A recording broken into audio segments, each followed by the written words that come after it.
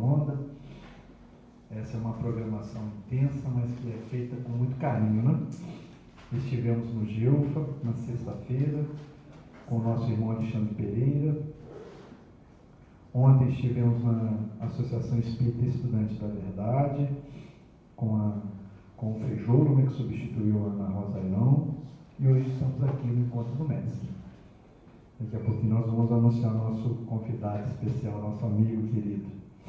Estaremos amanhã no Centro Espírita Irmã Sheila, com o nosso irmão Rony, que está aqui. Estaremos na quarta-feira no Centro Espírita Sinineus, com a nossa irmã Darcy Neves. Na quinta-feira, no Grupo Espírita Dr. Joseph Gleber, com o palestrante André Luiz. Na sexta-feira, o Grupo de Fraternidade Espírita Esperança, não era, com o nosso irmão Robinson, que está aqui também. No sábado, teremos o teatro, às 15h30, lá na Associação Espírita Estudante da Verdade, com a Estael. No sábado, também à noite, no Centro Espírita Caminho da Luz, com o nosso irmão Álvaro Crispino. E fechando a semana, no domingo, no Centro Espírita André Luiz, também com o nosso irmão Álvaro Crispino. A programação está intensa, divulgada em todas as mídias sociais, Facebook, Instagram, na página do 36º, então a gente agradece de coração a presença de todos. A gente transmite online, mas a gente gosta do calor da presença, né? Todo mundo juntinho aí, né? Hoje está friozinho, está todo mundo juntinho, assim que é bom. Eu vou convidar a nossa irmã, vou pegar aqui a cola, né? Nossa irmã Ana Beatriz, ela vai fazer a leitura da página, os comentários e a prece de abertura, e aí na sequência a gente dá início à atividade, né, dá continuidade, compondo a mesa aqui, chamando o nosso palestrante. Ana.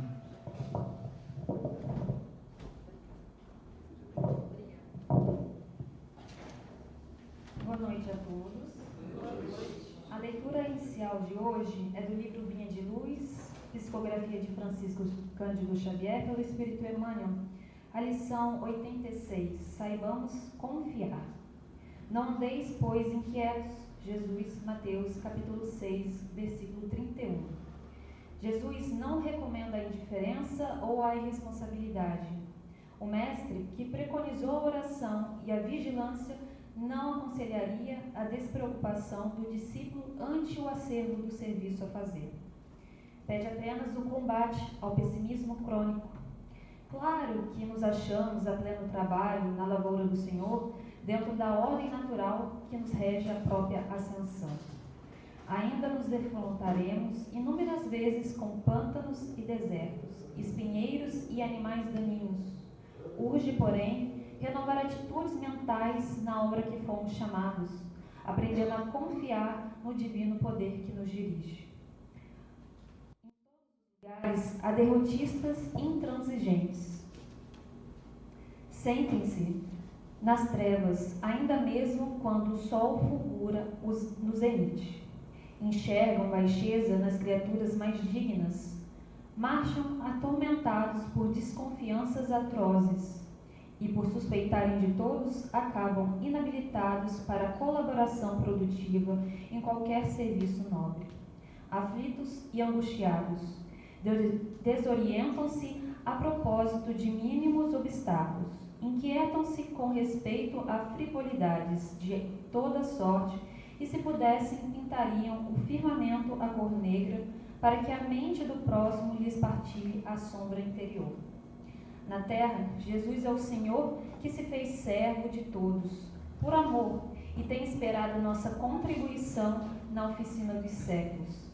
A confiança dele abrange as eras, sua experiência abarca as civilizações. Seu devotamento nos envolve há milênios. Em razão disso, como adotar a aflição e o desespero se estamos apenas começando a ser úteis? Essa frase aqui, ela deu um boom assim muito grande na minha cabeça, porque por vezes a gente acha que a gente está fazendo muito que a nossa vida é muito pesada, quando na verdade é só a pontinha do iceberg que a gente muitas das vezes não é capaz de enxergar.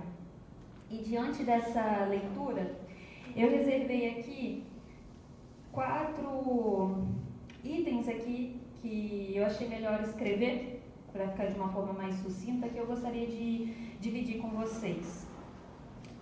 Essa leitura ela fala sobre a fé, né? Saibamos confiar. E a fé ela precisa estar ligada à paciência. Nem sempre a gente vai ter tudo que a gente quer no momento que a gente quer. E a gente sabe que Deus sabe de todas as coisas. Deus separa, reserva para nós, né, coisas boas. E por vezes, nesses momentos que a gente não tem o que a gente quer na hora que a gente quer, é porque Deus está preparando a gente espiritualmente. O nosso esforço, ele é importante. A espiritualidade, ela não faz tudo por nós. A gente precisa arregaçar as nossas mangas e trabalhar, né? Fazer movimentos. Nos melhorar internamente e servir. A confiança ela vem acompanhada da ação e da perseverança. A confiança ela é mais do que esperar.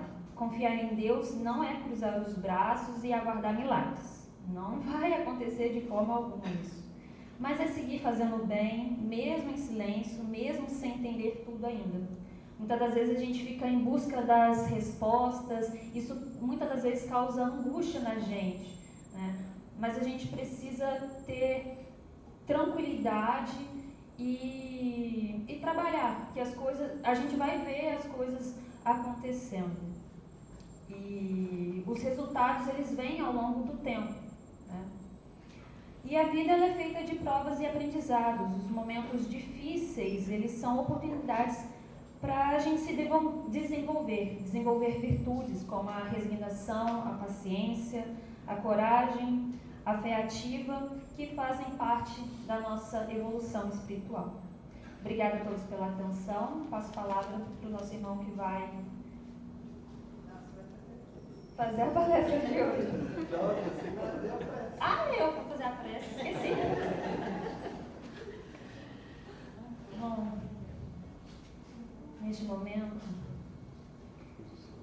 eu gostaria que todos elevassem os seus pensamentos a Deus. Que sentisse a presença da espiritualidade amiga nessa noite, onde todos nós viemos de alguma maneira buscar o conforto aos nossos corações sofredores, buscar um pouco de paz, buscar um pouco da esperança que por vezes perdemos ao longo dos nossos dias. Que possamos também estar abertos a receber tudo isso, pois a espiritualidade amiga necessita da nossa permissão para atuar. Que nós também sintamos agraciados pela vida que nos abrilhanta com profunda ternura, bondade e amor. Que sintamos diariamente a confiança que Deus deposita em nós, nesse trabalho divino, que é caminhar ao lado dele, que é caminhar ao lado de Jesus. Que não percamos a oportunidade de servir diante da nossa missão, seja com nossa família, seja com o próximo, seja com os nossos irmãos desconhecidos pela rua. Que possamos sempre nos lembrar de estender a mão, cheia de amor, fraternidade e caridade para com todos. Que assim seja, graças a Deus.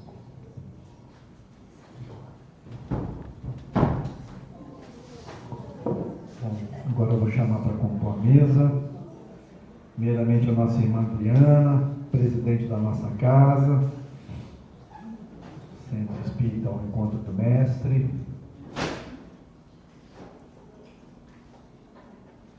Vou também convidar a Lilian, que é do 36º CEU, da área de administração.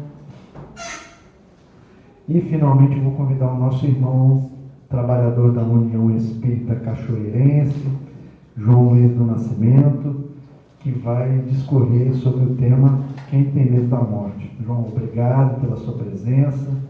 A palavra está com você, meu amigo.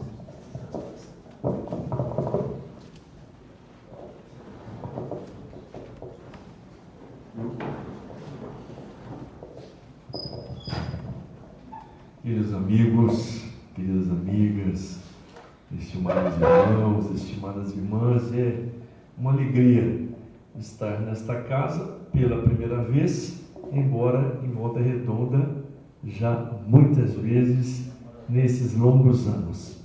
Conversávamos há pouco no carro, quando nos dirigíamos já dentro de Volta Redonda para cá, e buscando o endereço, e com as nossas amigas que nos acompanham hoje de Barra Mansa, lá do Pronto-Socorro Espiritual Caminho da Paz, a Fafá e a Graça, e o Rodrigo que veio de Cachoeira comigo, Mas onde será? Meu Deus, está meio longe. Eu falei, ir ao encontro do mestre não é tão fácil assim. Então essa foi a resposta que eu já dei para eles no carro. 9% é ao encontro do mestre. Não é tão fácil. Nós estamos nessa luta e estamos peregrinando pela terra, buscando realmente encontrar Jesus. Que o encontramos através do seu Evangelho, das suas lições, uma delas lida há pouco aqui, no livro foi Vinha de Luz, nos trazendo a mensagem da fé pela nossa companheira e com a sua prece tão comovente e comovida. E que Deus nos abençoe hoje, agora e sempre. Nós vamos recordar de início, como ponto motivador para a nossa fala, um trecho do livro Reportagens da Além Túmulo, no capítulo A Crente Sincera. Este conto de Humberto de Campos já foi também tratado por nós em alguma das nossas palestras, mas apenas como uma revisãozinha, para que depois aqueles que puderem, se tiverem o livro em casa ou então buscando na internet, possam fazer a leitura da página toda, ou de todo o conto. Mas neste livro, então, Reportagem em Túmulo, capítulo A Crente Sincera, Humberto de Campos narra a história de Marcela Fonseca. E o início do texto apresenta Marcela Fonseca já nos momentos finais de vida na Terra. Esse é o quadro inicial da página daquele texto, dizendo que Marcela Fonseca, lúcida, passava naqueles momentos finais da sua existência, rodeada por amigos e familiares. Alguns chorando, dada já o momento final e se apercebendo disso, mas ela lúcida e conhecedora do Espiritismo, ela dizia então aos seus familiares e amigos: tenham fé, acreditem, tenham esperança, a morte não existe, eu sei que passarei por este período agora, saindo da vida física e retornando ao plano espiritual, e estou bem, e tenho certeza que lá serei recebida por minha querida mãezinha, que com certeza estará me aguardando. Então esse era o quadro inicial, a visão de Marcela Fonseca, confiante e crendo na vida futura, na imortalidade da alma, e de que ela efetivamente não morreria, mas estava apenas saindo dos laços carnais para retornar à erraticidade. E realmente, Humberto de Campos diz que após aquele momento final em que ela exalou o último suspiro, ela desencarnou. Passado um período natural da chamada perturbação espírita, que está em O Livro dos Espíritos, ela também, ao desencarnar, passou por aquele período de uma certa perturbação, de uma readaptação na erraticidade, e quando realmente conseguiu abrir os olhos, lá estava sua mãe. Sua mãe que a abraçou festivamente pelo seu retorno à pátria espiritual, cessada a vida no corpo físico. Mas, após breve saudação, Marcela Fonseca perpassou os olhos pelo ambiente, e era um pequeno cômodo, estamos falando de uma colônia espiritual, E ela disse então para a mãe: mas a senhora mora aqui? E a mãe disse: sim, mas vejo que tem pouca comodidade, né? Eu esperava encontrar o maior conforto, que a senhora estivesse melhor ou em melhores condições aqui no plano espiritual. E a mãe então tenta ajudar a filha, auxiliando-a a entender que isso não tinha importância, né? A importância era do estado, do próprio estado espiritual, de como ela, sua mãe, se encontrava, e ela também haveria de se encontrar passado o natural período de perturbação, e ela logo estaria ligada aos trabalhos espirituais daquela colônia, pelo conhecimento espírita que já tinha. Mas ela diz: mas eu não me conformo com isso, porque as reuniões mediúnicas que eu participei, onde eu vi muitos mensageiros do bem, falando então de um plano espiritual mais feliz, em que todos haveríamos de entrar, e eu fui, olha o título do capítulo, eu fui uma crente sincera, passei pela terra e participei religiosamente, e não só da doutrina espírita, e eu gostaria de ter o melhor lugar, e se a senhora não reclamou isto aqui, eu irei reclamar, e gostaria de conversar com o benfeitor, ou com quem toma conta aqui desta colônia. A mãe tentou consolá-la, confortá-la, esclarecê-la, falando então, né, da necessidade que ela se acalmasse, tivesse paciência, mas ela exigindo cada vez mais. Passado um tempo, a mãe conseguiu então uma entrevista com o dirigente espiritual da colônia, e Marcela Fonseca foi colocada à frente dele. Nós vamos até uma partezinha, depois o restante os irmãos vão ler em casa ou pela internet. Quando ela foi colocada diante do dirigente espiritual da colônia, ela logo disse: olha, eu estou aqui para pedir, não só por mim e também por minha mãe. Onde ela está morando, eu não achei que está bom. Eu acho que nós merecemos algo melhor. E começo dizendo ao Senhor que eu fui, e repetindo, título do capítulo: fui uma crente sincera, dei a minha parte na condução de um processo religioso na terra. Logo de pronto, o benfeitor espiritual pediu que um outro companheiro que ali estava fosse até uma sala contígua e trouxesse um objeto. E ela ficou aguardando.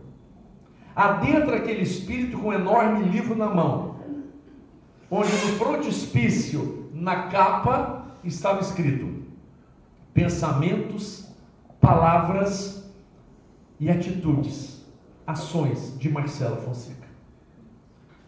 E ela então perguntou: quem escreveu este livro? A senhora. Aí estão os teus pensamentos, as tuas palavras, as tuas atitudes desta última existência.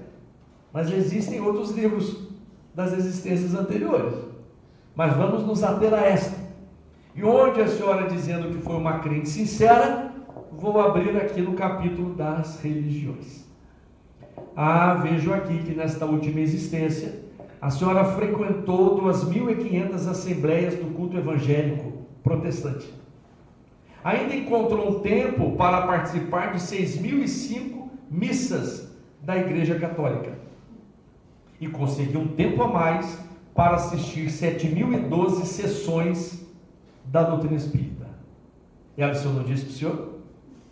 Eu passei uma vida ouvindo homilia, pregação e palestra. Isso, pois é, mas tem uma nota aqui: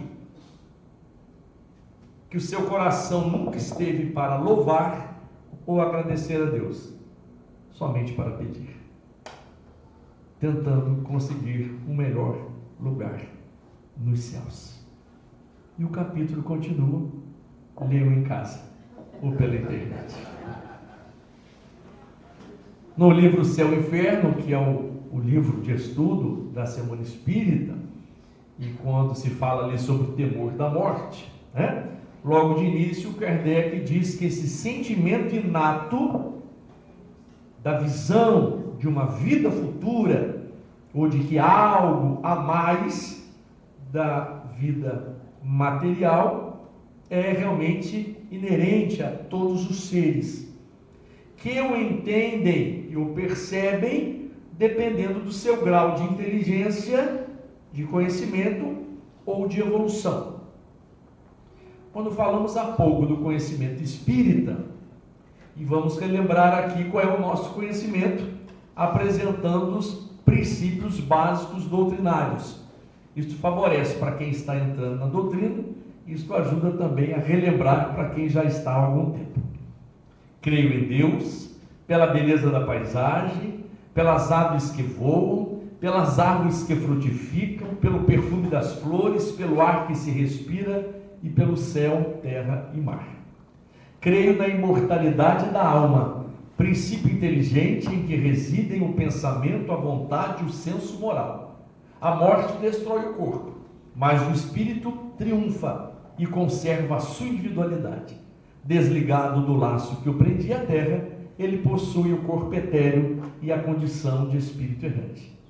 Creio na comunicabilidade dos espíritos, porque se a alma se sente ligada a um corpo fluídico, nada será mais lógico do que a sua intervenção no mundo visível. Creio na pluralidade das existências. Como disse Jesus, ninguém verá Deus se não nascer de novo. É a reencarnação, a lei da evolução. Alcançaremos o nosso objetivo não apenas em uma vida. Temos que redimir as faltas que houvermos cometido em outras passagens e procuraremos renascer entre espíritos que nos são simpáticos ou então difíceis, para que possamos suportar com resignação as provas a que nos dispomos passar. Creio na pluralidade dos mundos habitados. Seríamos egoístas se pensássemos que apenas a Terra pudesse ser habitada, e podemos refletir sobre as palavras do Mestre: há muitas moradas na casa de meu Pai. Quem sou? Conheces-me? A minha máxima se resume em: fora da caridade não há salvação. A verdadeira caridade, sem pedir nada em troca, tendo como exemplo maior Jesus. A minha doutrina foi ditada pelos Espíritos e codificada por Kardec. Sou o Consolador, prometido pelo Cristo, sou o Espiritismo. Então, o Espiritismo nos traz a base destes 5 princípios: da crença em Deus, da crença da imortalidade da alma, da comunicabilidade dos espíritos, na pluralidade das existências ou reencarnação e na pluralidade dos mundos habitados. Isto compõe o pensamento espírita. E aí, na questão 165 do Livro dos Espíritos, Allan Kardec perguntou aos espíritos: o conhecimento do espiritismo influencia a duração, mais longa ou não, do período de perturbação espírita? Então, Marcela Fonseca, quando desencarnou, naturalmente passou por um tempo de perturbação, chamada perturbação do próprio espírito, que é de sair da terra e retornar ao plano espiritual. E então Kardec perguntou: o conhecimento desses princípios e do espiritismo influencia para que se diminua ou aumente, ou seja, a duração deste período de perturbação é menor quando se conhece o espiritismo? E os espíritos responderam: tem uma grande influência. Mas o que mais ajuda, ou o que mais influencia, é a prática do bem e a consciência pura. O que mais influencia é a prática do bem e a consciência pura. E aí já vamos fazer a ligação lá com a questão 961, também de O Livro dos Espíritos, quando Kardec perguntou qual o sentimento dos homens, naturalmente homens e mulheres, de todos aqueles que estão reencarnados, qual o sentimento dos homens no instante da morte? Dúvida, medo, esperança? E os espíritos responderam: dúvida para os céticos, medo para os chamados criminosos, ou os que estão em erro, não só do cometimento dos crimes, mas por aqueles que de alguma forma se desalinharam das leis de Deus. e esperança para aqueles que estão acertando seus passos. Então nós não somos criaturas perfeitas. Sabemos que o espírito é imortal. Então diz Allan Kardec que não há porquê nós termos medo da morte, porque a morte é simplesmente um processo transicional do espírito que se liberta da matéria e retorna ao plano espiritual, à erraticidade. Poderíamos inclusive pegar o tema morte, a palavra morte, como se fizesse um acróstico aqui, né? M, movimento, o meio, O de organizado, movimento organizado, R de retorno, a terra e a erraticidade. A terra porque o corpo vai à terra e o espírito retorna à erraticidade. Então nós temos um meio ou um movimento organizado de retorno à terra do corpo e de retorno à erraticidade do espírito. Tudo bem? Entendido? Posso voltar para a Cachoeira Paulista? Então, com isso, estamos tentando trabalhar a questão da morte como um fenômeno natural, uma vez que desde que fomos criados por Deus, nós jamais deixaremos de existir. No livro Recados do Além, psicografia de Francisco Cândido Xavier, Emmanuel, numa das páginas, na eternidade, em 2 páginas, em 2 textos, nós vamos fazer aqui uma união desses 2 textos, porque num dos textos, Emmanuel coloca a visão de um suicida, acordando no plano espiritual, despertando no além e perguntando: onde há morte? Há de haver, né? Onde há morte? Onde há morte? E a resposta ali do texto de Emmanuel foi que lhe foi respondido àquele nosso irmão que havia buscado o autocídio ou suicídio: a morte não existe. Sairás da morte quantas vezes forem necessárias, jamais conseguirás sair da vida. Só que no outro texto deste mesmo livro, Emmanuel coloca um discípulo perguntando ao seu mestre: mestre, a morte existe? E o mestre respondeu: não, a morte não existe, a vida é uma criação imortal de Deus. Mas após breve pausa, o discípulo reiterou a pergunta: então, a morte não existe? E desta feita, o mestre respondeu: sim, a morte existe num certo sentido que nos cabe aceitar. A criatura que deixa de amar começa logo a morrer. O conhecimento do Espiritismo influencia, diminuindo o tal período ou alongamento deste período de perturbação pós-desencarnação. Mas o que mais influencia é a prática do bem e a consciência pura, ou a consciência tranquila. Então, seres imortais que somos, jamais deixaremos de existir, criados espíritos simples, criados espíritos simples e ignorantes, mas dotados de perfectibilidade, ou seja, todos vocacionados para a perfeição, do átomo ao arcanjo. Todos vocacionados para atingirmos a condição de espíritos perfeitos. E diante das nossas imperfeições, ainda na atualidade, elas só existem porque nós ainda somos seres incompletos ou inacabados. Então, o fenômeno morte nos leva à reentrada no plano espiritual, devolvendo a Mãe Terra o corpo físico e retornando o espírito à sua verdadeira vida, vida espiritual, vida espírita, plano espiritual. Uns chamam de céu, acreditam ainda que vão para o purgatório, outros ainda acham que vão passar pelo inferno. E o espírita morre de medo umbral, né? Então, essa denominação existente na filosofia religiosa como um todo, deste sentimento inato nos seres de que há vida além da matéria, mas a sua destinação é aquilo que causa, de alguma forma, um certo pavor. Quando nós tomamos conhecimento de que nós jamais morreremos, mas de que partiremos daqui um dia, entre o berço e o túmulo, nós passamos pelas variadas etapas necessárias do nosso crescimento. Etapas estas que são necessárias ao nosso crescimento e ao nosso aprendizado. Vamos relembrar isto lá no livro 3º, ou parte 3ª do livro dos Espíritos, Leis Morais, quando se fala da lei de conservação, questões 702 e 703. A 702, o instinto de conservação é uma lei natural?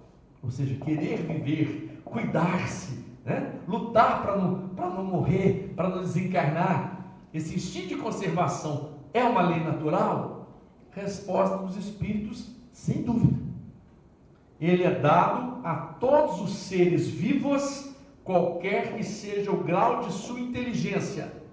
Só que em uns ele é puramente maquinal, em outros ele é racional.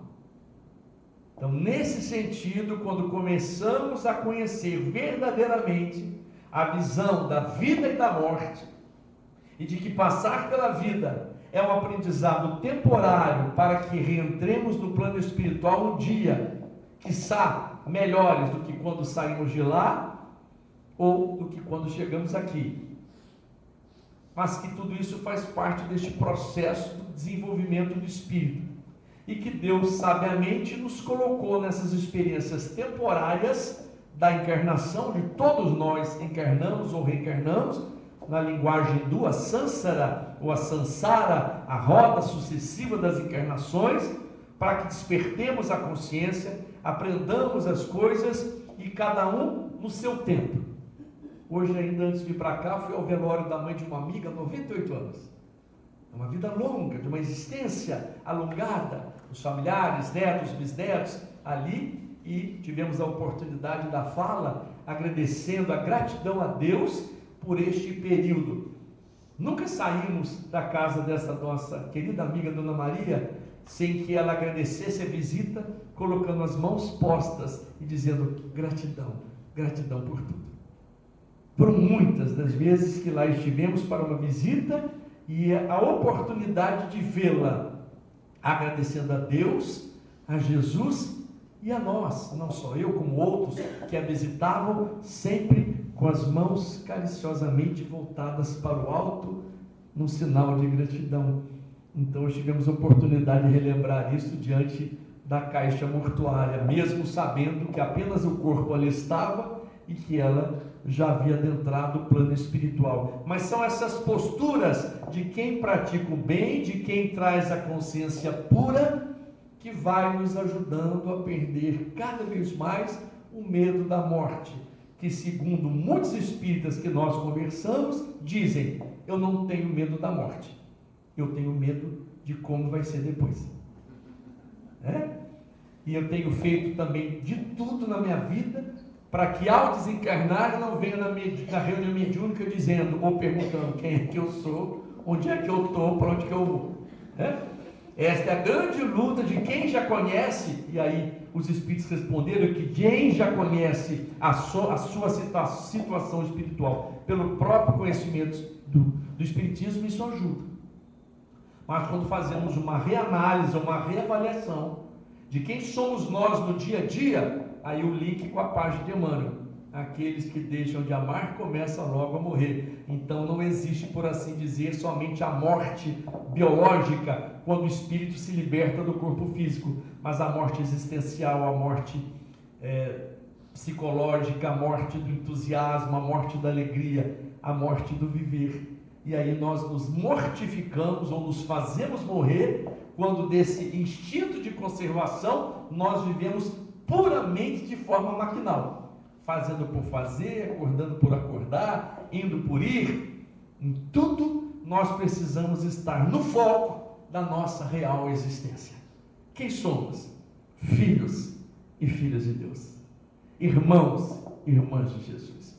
Quem somos? Espíritos imortais, viandantes do passado, num processo de uma nova reencarnação que Emmanuel chama de bênção do recomeço, para retomarmos, reiniciarmos, reconstruirmos, repararmos os danos de outrora, nos refazermos em nós mesmos, reestruturando ou reconciliando-nos com o outro em novas relações da atualidade ou ressignificando a própria existência.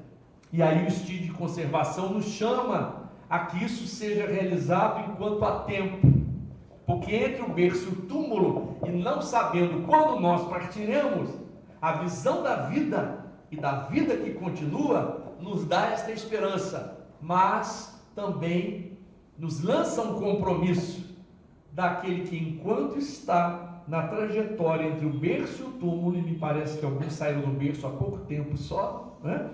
Entre o berço e o túmulo, e que a gente espera que demore, né? Nosso querido Rony, hoje que está ao lado de outro nosso amigo Robinson também, mas o Rony um dia desse nos presenteou através de uns amigos de Angra dos Reis, marcando um compromisso para maio de 2026. Eu fiquei tão feliz, querendo crer que a espiritualidade vai me segurar mais um ano, já que tem compromisso em 2026, né? E eu digo lá em casa que se desencarnar, eu vou chegar então reclamando, assim como Marcela Fonseca: olha, eu tinha compromisso, vocês que me trouxeram, né? Mas é claro que nós também somos agentes de vida, cuidar do corpo e cuidar do espírito. Então nós passamos sim por uma natureza de provas, e a nossa querida amiga leu, inclusive fez os seus comentários acerca das provas pelas quais todos nós passamos. É uma natureza de provas e expiações que estão de acordo, capítulo 5 do Evangelho segundo o Espiritismo, bem-aventurados aflitos, de acordo com as nossas causas anteriores das aflições ou das nossas causas atuais das aflições, do que temos pensado, do que temos falado, do que temos mexido com a nossa própria intimidade, como temos nos relacionado com o outro. Então daí, esse medo da morte parece-nos que está muito mais ligado à condição da nossa postura de quem verdadeiramente passa a aplicar em si o Evangelho e os conhecimentos que tem, do que simplesmente o fenômeno morte que nos desliga da matéria física. Mas aí na 703, Allan Kardec perguntou: com qual objetivo Deus deu a todos os seres o instinto de sua conservação? Resposta dos Espíritos: porque todos devem concorrer com os objetivos da providência. Em outras traduções, com os desígnios. Todos devem concorrer com os objetivos ou com os desígnios da providência. Por isso Deus deu a todos a necessidade de viver. Aliás, isso diz os Espíritos ainda, aliás, a vida é necessária ao aperfeiçoamento dos seres, que o sentem instintivamente, sem disso se darem conta. Então nós estamos lançados na vida esta que jamais sairemos dela, porque é uma vida consentida por Deus e concedida a todos nós. Poderíamos e podemos dizer, parafraseando aqui, inclusive, um filósofo budista, quando ele diz: a vida sou eu, e nós poderíamos dizer: a vida é você, a vida somos nós. Então Deus nos deu a vida e a vida somos nós. E Deus, preceito bíblico, habita em nós. Deus habita em vós, vós sois o templo de Deus. Então a vida vai se realizando em nós mediante o que pensamos, o que falamos, o que pensamos, da maneira como nos comportamos, o que dizemos, falamos ao outro, como convivemos. E talvez seja isso então que de alguma forma traga ainda, né, nos dias atuais, e é claro que antes, um medo maior de não conhecer o que realmente é a morte. E hoje nós sabemos que é o desligar do espírito das correntes que o atam ao corpo físico. E deveríamos nós, nesse sentido, como diz os Espíritos, todos estarmos felizes, né? E querendo então retornar ao plano espiritual, se necessário fosse. Talvez já hoje, eu prefiro não. Vamos dar um tempinho a mais. Por quê? Instinto de conservação. A vida é necessária e nós sempre achamos que temos algo a fazer. Mas é preciso realmente então se fazer algo. Estávamos também conversando há pouco com o nosso companheiro sobre isso, a trajetória da vida. Onde fomos plantados, onde fomos lançados e sabedores de que um dia daqui partiremos. O livro de Marcela Fonseca estava marcado lá toda a sua história da sua existência recente, e onde ela então se firmava justificando em querer o melhor lugar no plano espiritual pela frequência religiosa de estar sentada, o que equivale a dizer que ela passou uma reencarnação sentada, ouvindo palestras, homilias, pregações que possivelmente lhe ajudaram no desenvolvimento do conhecimento, fazendo com que na hora da sua morte ela ainda consolasse os seus parentes e amigos, dizendo: tenho esperança, eu não vou morrer, a morte não existe, já já vou estar com a nossa mãe ou com a minha mãe. Mas em chegando lá, o espírito tomando a si mesmo, começa a fazer as suas petições num tom de exigência, porque em estando presente nas fileiras religiosas de variados templos e igrejas, ela se sentia então merecedora de ter o melhor lugar após a sua morte. E é por isso que os espíritos colocam ali que o conhecimento do espiritismo ajuda, influencia, mas o que ajuda muito mais é realmente a prática do bem e a consciência pura. Diz um amigo nosso, que é médico e espírita, ele diz assim, às vezes quando a gente está conversando sobre isso: ninguém parte daqui sem estar doente. Eu disse: mas foi um acidente, ficou doente, no momento do acidente começou a sangrar a doença. Então, em algum momento, tomados por uma enfermidade, levados por alguma situação, nós retornaremos ao plano espiritual. E o que o Espiritismo fala então desta diferença entre da nossa Dona Maria, que foi hoje aos 98 anos, e alguns pais que possivelmente estão hoje diante do caixãozinho de um filho de 1 ano, ou de meses. Diriam alguns lá fora: é a vontade de Deus. Fazer o quê? A vontade de Deus é que todos nós sejamos felizes, vitoriosos e alcancemos a condição de perfeição. As nossas escolhas fazem então com que nós vivamos em determinadas existências um maior número de anos ou não, dependendo das nossas necessidades, do nosso próprio merecimento e daquilo que nós programamos para aquela atual existência. Conversando um tempo desse com uma amiga, ela disse: eu não programei nada. Eu falei: tem programado. Ninguém vem ao mundo terreno em vão. Há uma expressão curiosa, mas que eu acho que é acertada, que corre aí pela internet, onde as pessoas dizem assim: as pessoas vêm e vão, mas ninguém vem em vão. As pessoas vêm e vão, mas ninguém vem em vão. Há uma finalidade. Nossa querida amiga falou sobre missão. Há uma missão, uma finalidade, um roteiro de atitudes. Então a morte assusta aqueles que possivelmente não a compreendem, até porque mexe muito com o coração a despedida de seres queridos. Me permitam contar um episódio da minha vida de 7 anos atrás, quando o papai já estava também quase no final da sua existência. Estávamos no momento do café, o câncer já havia avançado bastante nele, e nesse momento do café ele disse assim: eu acho que eu estou indo. Eu senti nele uma certa tristeza, porque a condição de ir faria com que ele me deixasse mamãe, meu irmão também, os nossos familiares. Não era a visão da morte, do medo de morrer, mas de quem não queria se desligar ou ficar distante daqueles que aqui estavam. Então, quando ele disse assim, quando ele disse assim: eu acho que eu estou indo, eu falei: vamos pensar, o senhor não veio na frente? Eu nasci em 37, falei: mamãe em 40, eu em 62, meu irmão depois em 64. Não quer dizer que o senhor tem aqui na frente, que eu posso ainda ir, mas seguindo aí uma regrinha, o senhor vem na frente, está me parecendo que o senhor vai na frente.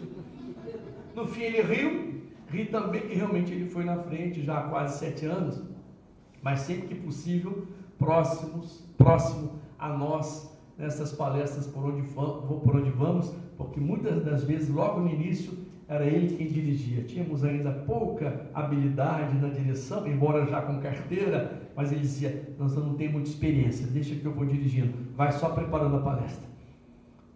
Então é aquele companheiro, aquele amigo, aquele pai que veio também com a tarefa de nos ajudar e hoje, sempre que pode, está conosco. Estávamos lá um tempo desse lá em Barra do Piraí e sentimos a presença dele próximo a Inácio, um amigo nosso que estava tocando um instrumento.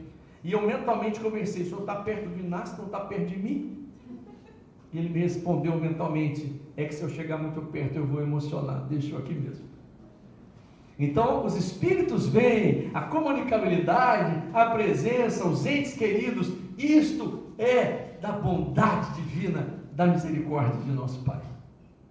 Então, quando nós temos esta certeza, e os Espíritos falam, e Kardec também, quando temos esta certeza da continuidade da vida, não só é a esperança da vida que continua, mas a certeza de que nós jamais morreremos, de que sempre que possível nós nos encontramos com aqueles que nos são queridos, que os momentos de sono, e quando despertamos, é como se estivéssemos renascendo, e alguns espíritos chegam que quando a gente está no sono, parece que é como se a gente estivesse morrendo a cada noite, porque a gente adentra o plano espiritual, e tem a oportunidade de se ver, rever, matar saudades, é que a gente nem sempre lembra, passa pelos sonhos, ou por esses encontros, mas Deus é um Pai amoroso, que quando nos criou para o amor, jamais nos faria viver depois sem ter a oportunidade de estar com os nossos amados, quando eles se transformaram em nossos amados, porque muitos deles talvez no passado fossem os nossos algozes, ou nós os algozes deles. Nessas histórias de vítimas e algozes, cá estamos nós, vencendo a morte, porque o Espiritismo matou a morte, mas vencendo também as nossas próprias suscetibilidades, os nossos estados de inferioridade, pelos próprios desgastes da vivência. Joana de Anjos chama de fragilidades, precariedades humanas. Essa é a nossa grande luta. Então, o que é a morte? O desligar do espírito. Mas durante a vida, dependendo de como nós a estamos vivendo, seguindo alguns autores, nós podemos ser chamados de almas mortas em corpos vivos.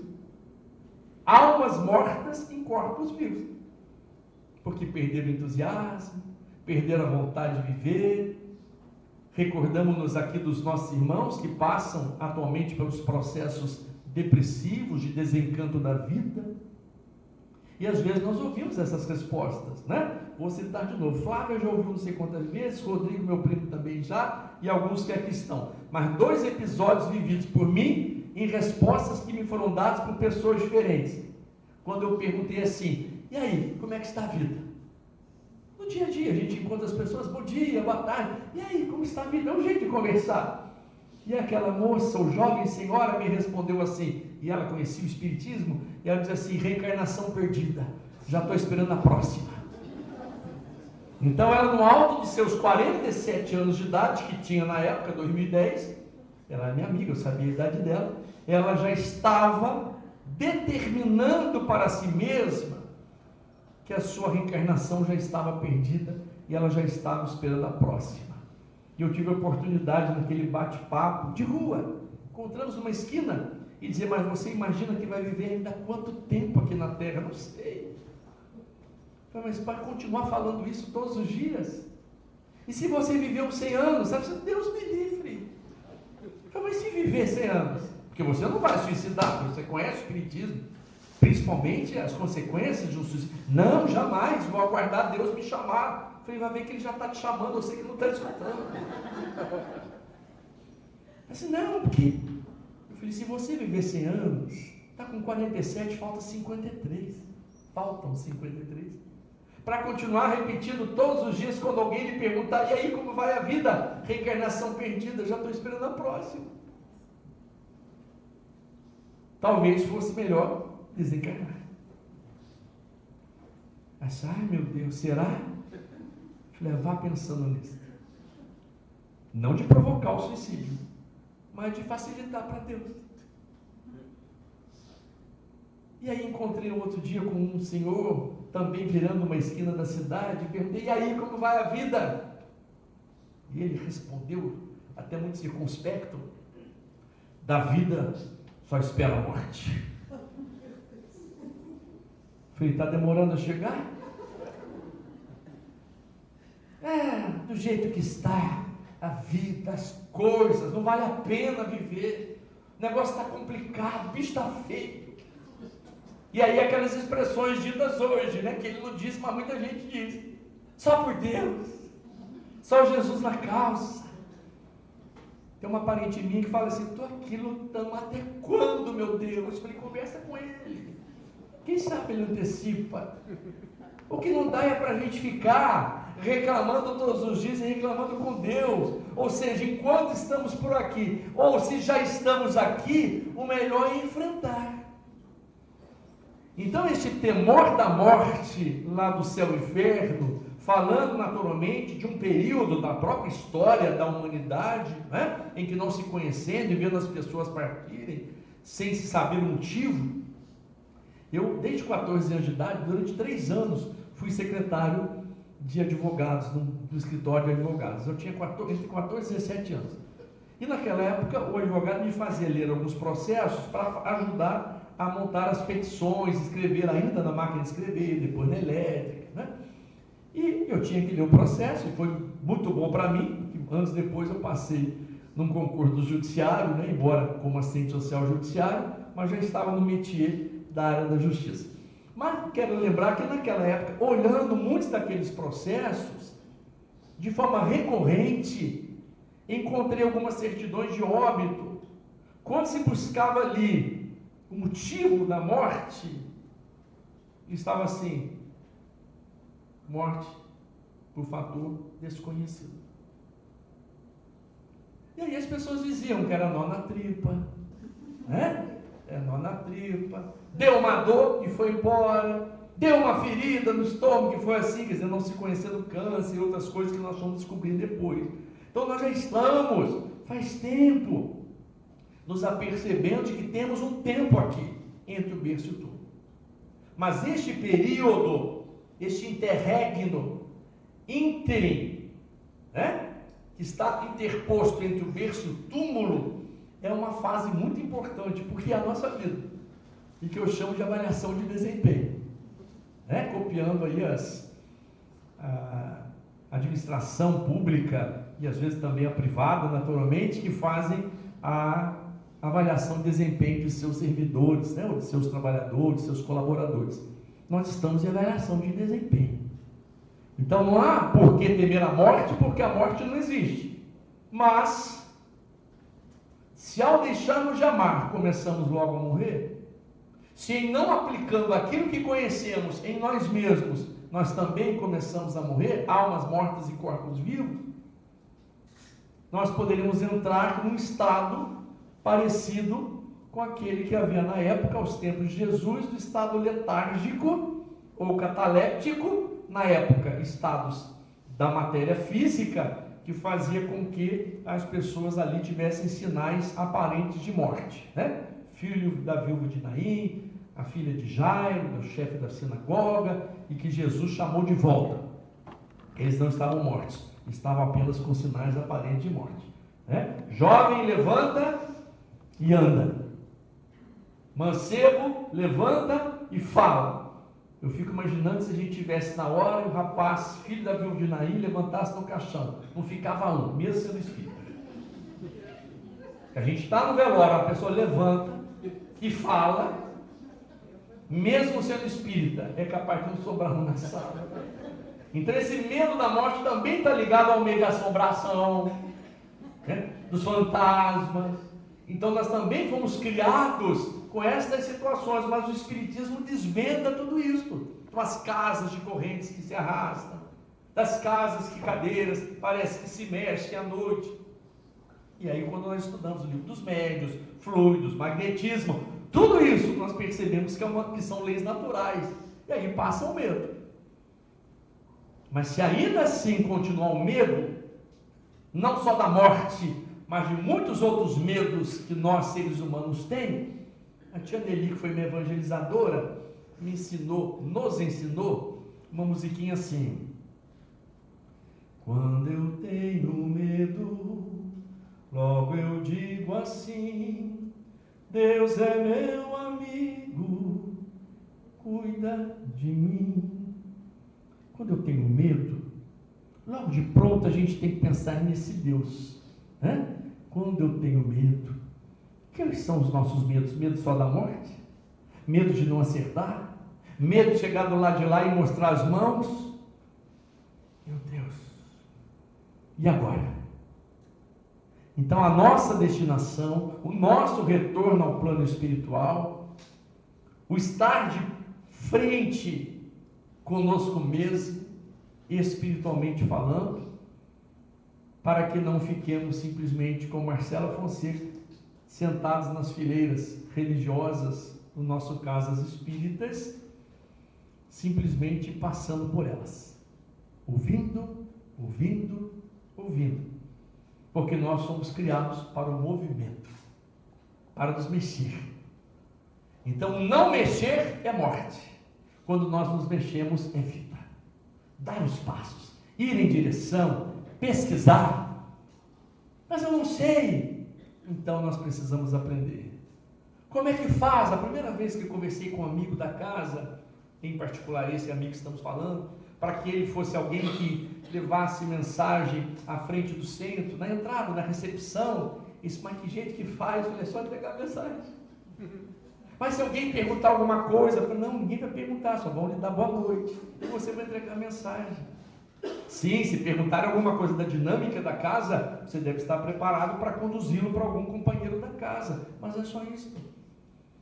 E ele então, naquele primeiro dia, com a mensagem na mão, tremia a perna, né? Sentindo que estava com a dificuldade até de entregar a mensagem, mas isto é preciso começar, é preciso fazer. Nós não viemos para ficar parados, isso é a morte.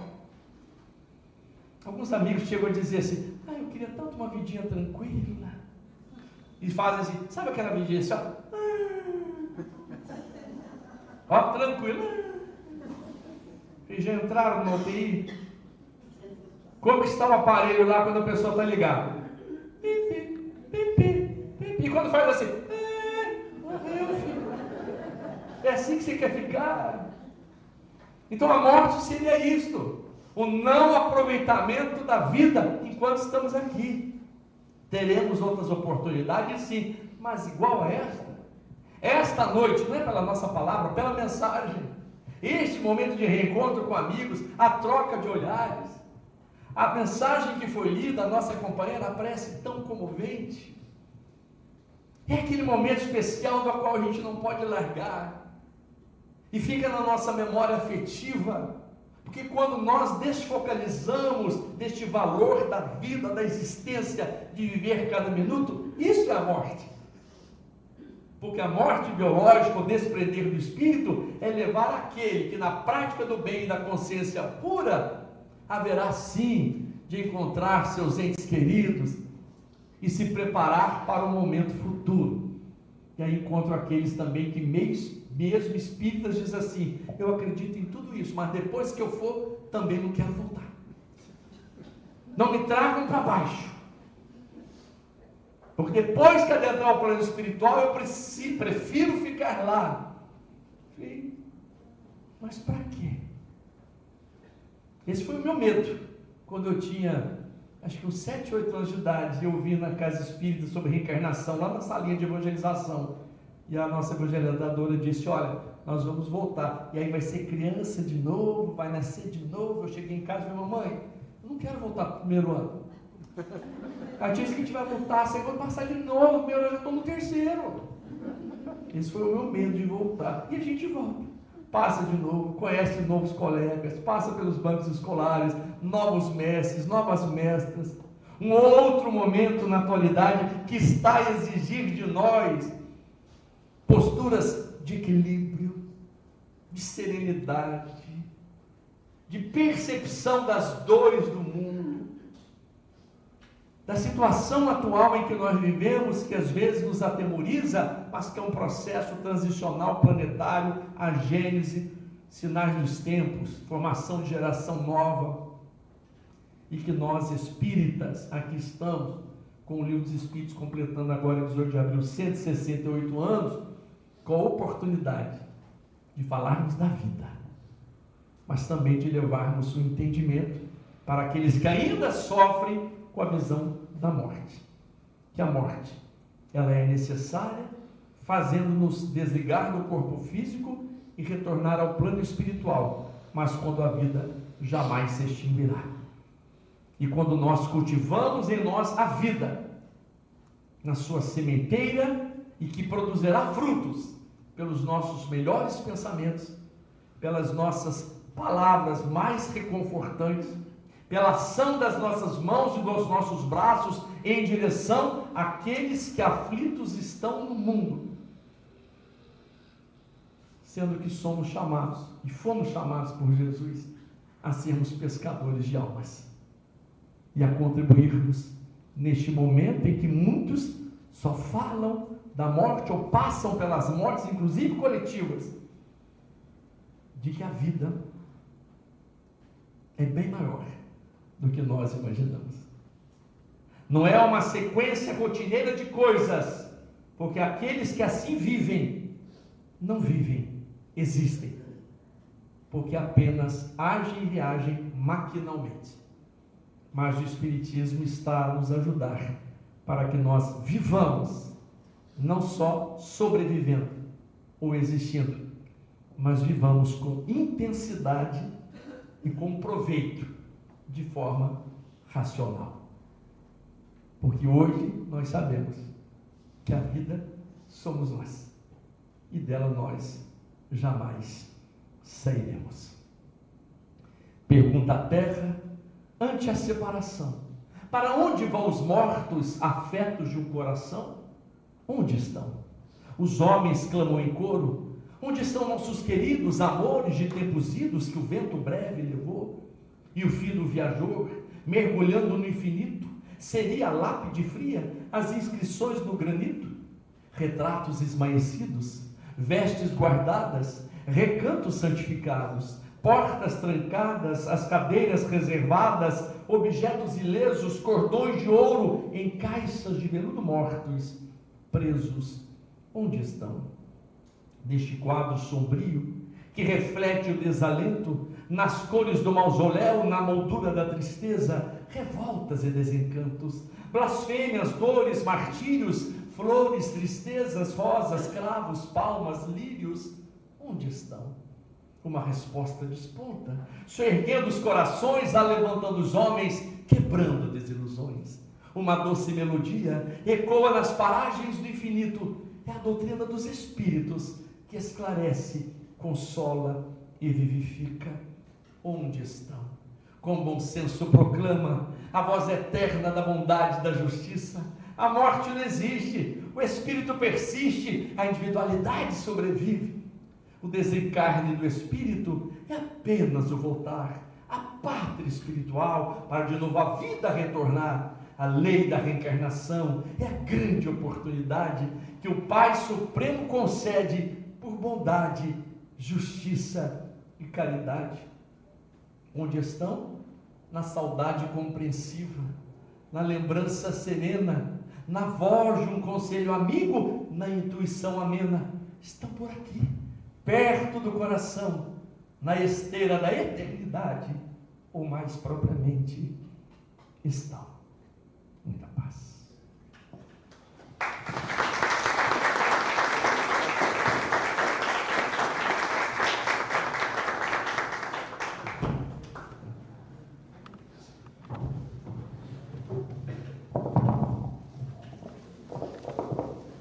Meus irmãos, agradecer ao nosso irmão João pela oportunidade que nos deu nessa noite, né? De aprender, de relembrar queridos, né, do coração, que já se foram e que vão esperar por nós, mas que não seja para agora, né? Nós estamos comemorando a 60ª Semana Espírita de Volta Redonda. O tema são 160 anos de lançamento da obra O Céu e o Inferno, a Justiça Divina segundo o Espiritismo.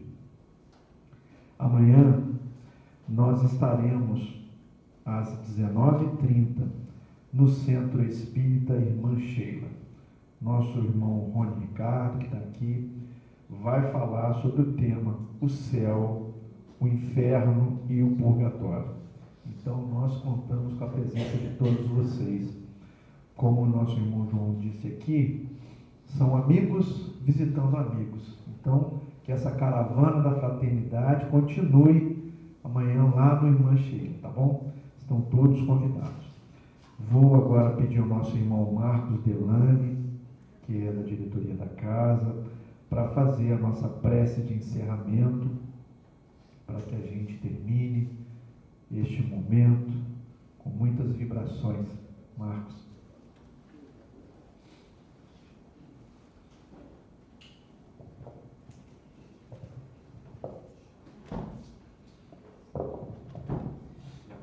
Já vou logo avisando que eu vou igual minha filha não, tá? Bom, em nome da casa, em nome da diretoria, nós agradecemos a presença de todos aqui, né? E informar também, não sei se vocês sabem, conforme a Semana Espírita está fazendo 60 anos, a nossa casa também em junho fará 60 anos, né? Sempre aqui nesse local, nessa comunidade. Então, para finalizar mais essa noite de muitas informações a respeito do que nos espera, conforme o João Luiz falou, nós não podemos ter medo da morte, né? Porque é somente uma passagem e é um meio de retornarmos à vida espiritual, à verdadeira vida. Então, que tenhamos fé e esperança. Então, vamos levar nosso pensamento ao alto, a Deus nosso Pai, nosso Mestre Jesus. Agradecemos, mas falando da espiritualidade maior, mentor espiritual da nossa casa, Francisco Paulo Amido, por ter nos proporcionado mais essa noite aqui de luz, em nossa casa de caminho. Também em comemoração, mais uma palestra da Semana Espírita de Volta Redonda. Essa semana que traz grandes palestras em várias casas da nossa cidade, que nós possamos aproveitar esse momento. E assim, Senhor, com essa prece, dispersamos em paz, que possamos retornar para nossos lares, melhor do que como daqui chegamos. Que assim seja.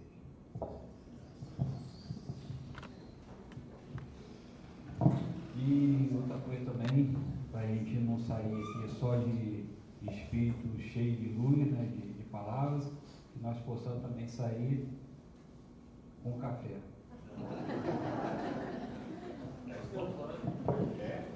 Cafézinho,